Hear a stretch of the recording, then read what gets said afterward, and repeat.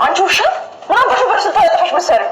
አይ ምንም ትንሽ አማማርጎኝ እኮ ወደ መጸዳጃ ቤት እየሄድኩኝ ድምፅሽን ሰማሁ።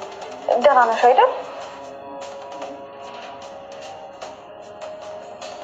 ብዙ ስራ አለብኝ እኔ። እንደዛ ከሆነ ጓዜን ጠቅልዬ እዚህ ቤት እመጣለሁ። ለልጅ ልጅሽ ስትይ ወደድሽም ጠላሽም እዚህ ቤት በክብር ታኖርኛለሽ።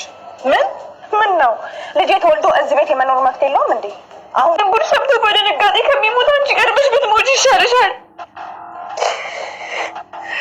ችግር ውስጥ ገባች። አባቷ ጋር እያለቀሰች ከዚህ በኋላ እዚህ ቤት መኖር አልፈለገም፣ ካሁን በኋላ መሄድ እፈልጋለሁ እያለች አባቷን በጣም ተጨንቀው ነበረ።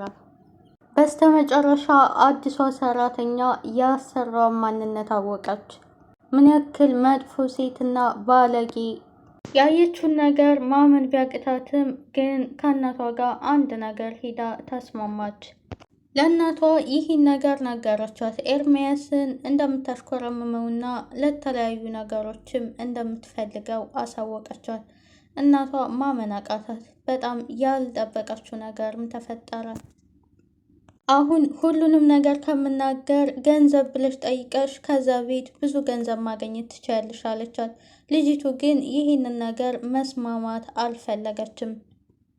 ከዚህ በላይ ሌላ ነገር ገንዘብ እንደሚያስገኝ ታውቃለች። ለውጥ ሚዲያን ላይክ፣ ሼር፣ ሰብስክራይብ በማድረግ ቤተሰብ ሆኑ። ኑሃሚ አሁን ላይ እርጉዝ ነች። እናም ኤርሚያስ ይህን ነገር ስለማያውቅ ለቤተሰቡ ሙሉ ነግራ ይህንን ነገር መበጥበጥ ትፈልጋለች። ኤርሚያስ በስተመጨረሻ ምንም ያክል እንደምታስቢው ባለጌ ልጅ ብትሆንም እንኳን እንደዛ አይነት እርካሽና የወረደ ነገር አታደርግም ማለት። ለውጥ ሚዲያን ላይክ፣ ሼር፣ ሰብስክራይብ በማድረግ ቤተሰብ ሁኑ። አምራንም እንዴት ክላሱ ድረስ ትሄዳለች? እሷ እንደሄደችም ነግረውኛል በማለት ነበር የመለሰችለት። ምናልባት ያቺ ክፉ ልጅ ከሆነች የነገረችሽ ይህንን ነገር ማቆም አለብሽ አላት። ምክንያቱም እሷ ምን ያክል ክፉና አደገኛ እንደሆነች ከኔ በላይ የሚያውቃት የለም። አሁን ትልቅ ያስደነገጣት ነገር አለ። ኑሃሚ እትዬ ከሌላ ልጅ እንዳላቸው ሰማች። ይህንን ነገር ስትሰማ ኑሃሚ ከዚህ ቤት መውጣት እንደሌለባትና ብዙ ነገሮች የምታውቃቸው እንዳሉም ተናገረች።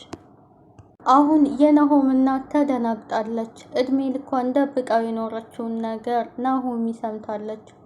ይህን ቻናል ላይክ፣ ሼር፣ ሰብስክራይብ በማድረግ ቤተሰብ ሁኑ። ገብቷታል። በጣም ተናደደች። ልጇ ወደ አዲስ አበባ መጣለሁኝ ከእናቴ ጋር መኖር እፈልጋለሁ፣ ከአንቺ ጋር መኖር እፈልጋለሁ ነበር ያላት። እሷም እኔ የራሴ ህይወት አለኝ፣ እንደምታስበው ቀላል አይደለም። ይሄ ትዳሬን ለመመተን ከሆነ የምትመጣው እንደምታስበው ቀላል ነገር አይደለም። ትዳሬን ለመበተን ከሆነ የምትመጣው ይሄ የማይሆን ነገር ነው በማለት ነበረ ምላሽ የሰጠችው። ሰው እንደሰማ ስታቅ ስልኩን ዘግታ ወደ በር ነበር የመጣችው። ኑሃሚ እንደሰማች ስታቅ በጣም ተናደደች።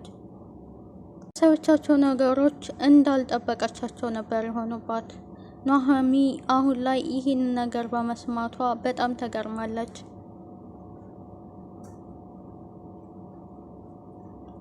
በመጨረሻ ከባድ ችግር ውስጥ ገባች።